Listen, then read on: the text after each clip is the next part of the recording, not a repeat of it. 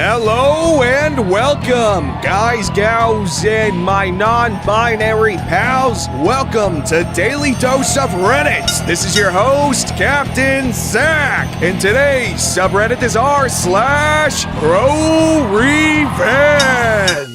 Booyah. Alright, this story is called Neighbors Refuse to Be Quiet, so I played the long game and made them move out. A few years ago, I got hired at a job in a big city with expensive rent. I slept on my brother's couch for a few months while I struggled to find a place, but eventually found someone in an old building who wanted to get out of their rental agreement. The apartment was pretty close to work and in a nice area, so I took it. Almost too good to be true. It didn't take long for me to realize I made a big mistake. The building was old and the walls were made of plaster. Any sound reverberated like crazy. I could hear people cough and sneeze like they were standing in my place. What's worse, I shared one of these thin walls with my neighbors who were absolutely freaking insane. They just would not shut up. I would hear a man and woman argue constantly, often until 2 or 3 in the morning. And by arguing, I mean literally screaming and shouting and throwing things against the wall. When they weren't arguing, they were always just loud, shouting and whining at each other like little kids, constantly. Pretty much the quintessential toxic, obnoxious couple. And the crap they would argue about was so stupid. I remember hearing an argument about whose turn it was to steal shampoo from the drugstore. One time, the boyfriend decided to yell, "The Bible says what the Bible says!" over and over again for some reason. Almost every day, it would be something different and uniquely annoying. Aw, it's cute. The first real incident happened when I was woken up by screaming and banging against my wall at 1 a.m. I did what I usually did, blasted Kenny G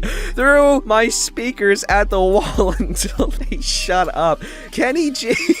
Oh, I love it. I love it. But this time it didn't work. The banging got louder, so I stopped the music, but then it got worse and sounded like a fight. It was hard to describe, but it sounded like the woman was getting beaten up. At this point, I was more concerned than mad, so I called my superintendent, who told me to call the police, not the US. The police came, the neighbors told them everything was fine, the police left. It was quiet. I went back to bed. Okay, I know I'm interrupting the story a lot, but quick aside. And this is a really long story, so I have to be allowed to do this. From what I'm gathering, personally, I'm not there, but from what it sounds like, these people could just be really, really, adventurous, if you're catching my meaning. Because you wouldn't think that's an actual thing, but trust me, that people are into that. I could be wrong. I'm not saying that's what's going on, but that's just my personal theory. Literally the next night, I am woken up again at 1 a.m. by my neighbors having another argument. Yeah, see, they're angry then. Okay. Then I heard a boom! Then the woman say, "Oh my God!"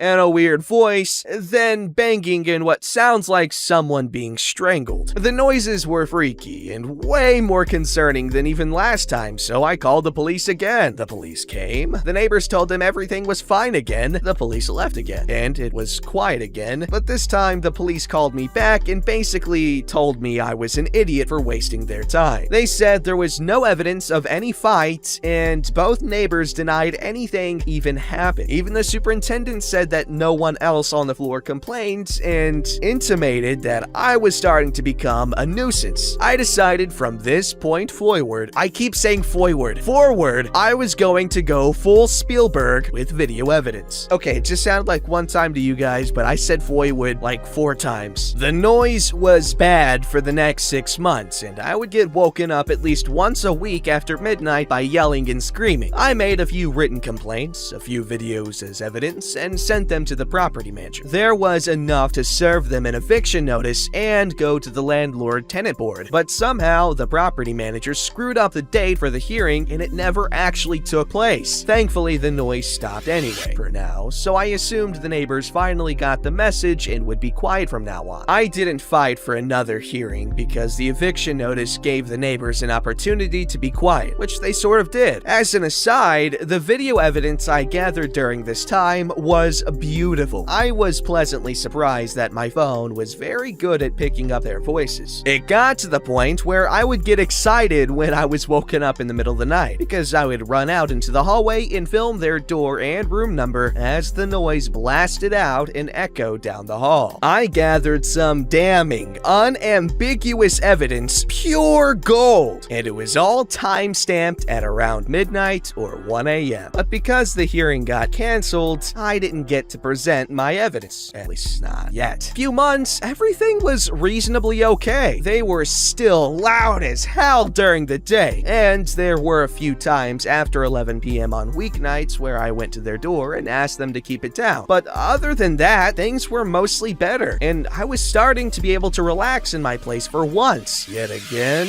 it was too good to be true. One day, around 2:30 in the afternoon, I start hearing this weird, high-pitched screaming coming from my neighbor's place, and it doesn't stop for hours. I'm sitting on my couch trying to figure out what it is. It sounds like a giant frickin' tropical bird moved in next door. Well, it turns out, after all the crap we went through a year ago with a noise complaint and the eviction notice, my neighbors decided it would be a good idea to get a dog. And of course, these obnoxious buttholes couldn't just get a quiet, normal, well-behaved dog. They had to get a completely untrained 4-month-old tiny yappy Pomeranian that was incapable of being quiet. This thing would yap and screech and bark over and over and over every day for hours. While I'm still coming to terms with how miserable my life is about to become, I get a note under my door. On it, my neighbor writes that she just got the dog as an emotional support animal for her mental health and asks the whole hallway to please try to tolerate the noise. Oh, screw that crap. I'd already been living next to and listening to these two neighbors scream at each other for over a year. They were confirmed freaking morons. Two insane, toxic buttholes in a mutually abusive relationship. I knew with certainty that they weren't capable of taking care of this dog properly, and the noise situation would go to complete crap. And regarding the mental health, I was going through my own troubles during this time, in part due to lack of sleep, and was seeing a therapist. The last year of complaints should have made it clear to anyone that noise was a problem for me, especially getting woken up at night. Of all the things this neighbor could have chosen to help their mental health, they chose the most obnoxious thing possible. They knew getting a loud dog was going to be a problem, and they did it anyway. It was time for war. I realized if I wanted this noise to stop, or to be even taken seriously, I needed a mountain of evidence against my neighbors. I researched the evictions process and everything that was required. I checked the forms my superintendent would have to send out for an eviction notice. I read threads on Reddit about slumlords and neighbor disputes. It became clear to me the only way to win was to be religiously disciplined, both in gathering evidence and refusing to retaliate. No more Kenny G. I became a noise complaint monk, taking a vow of disciplined log-take and relying on mantras like, shut the front door, shut the front door. Once I submitted my first written complaint, things got bad. My neighbors flipped out when they realized I was complaining again. I heard stuff like, of all the apartments in, we had to live next to this freaking guy for a few days. Then the loud arguments in the middle of the night started all over again, and one of the neighbors got into the new habit of slamming their chest drawers against my wall at 2 a.m. The barking also got much worse. The emotional support animal letter said that the barking would get better once the dog was trained, but from what I could hear, my neighbor's methods of training began and ended with screaming at the dog just like they screamed at each other each day. No! Bad dog! Be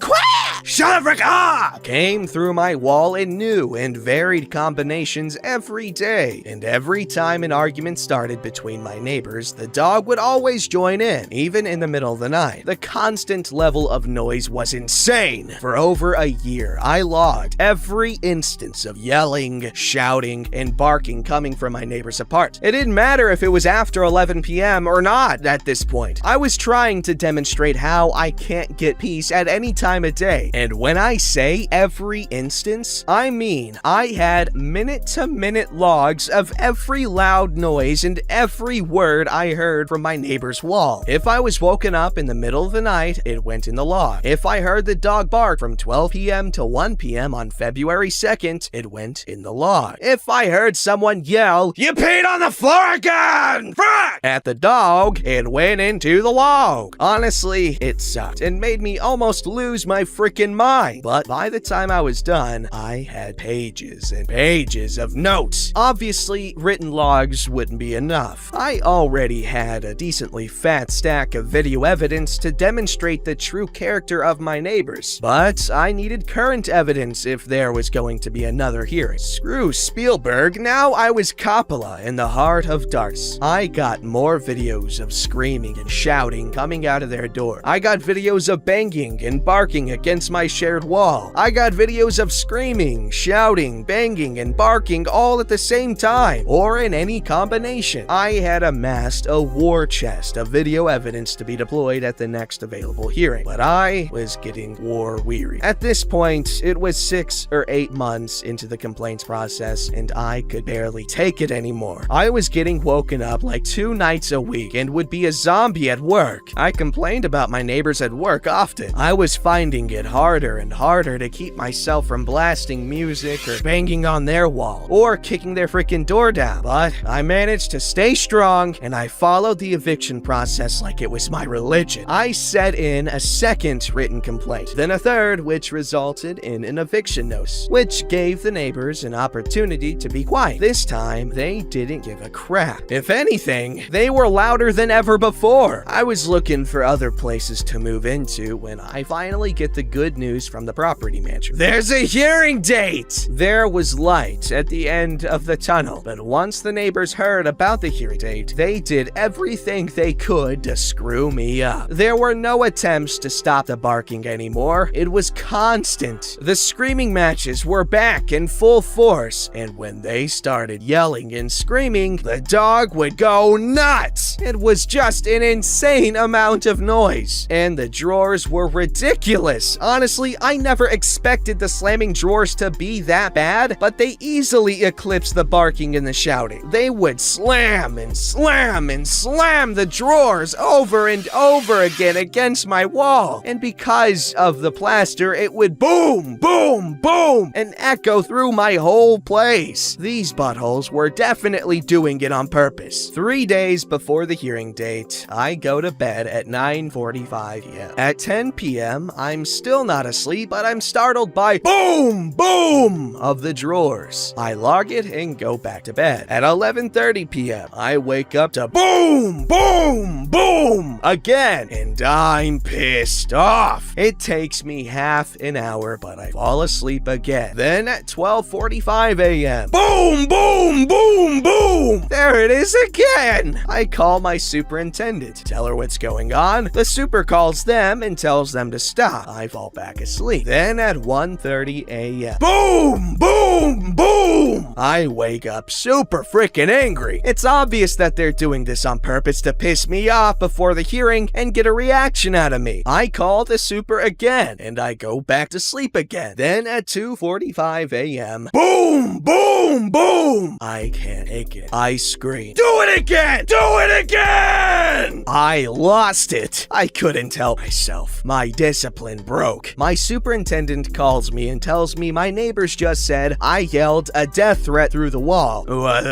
And that they're calling the police.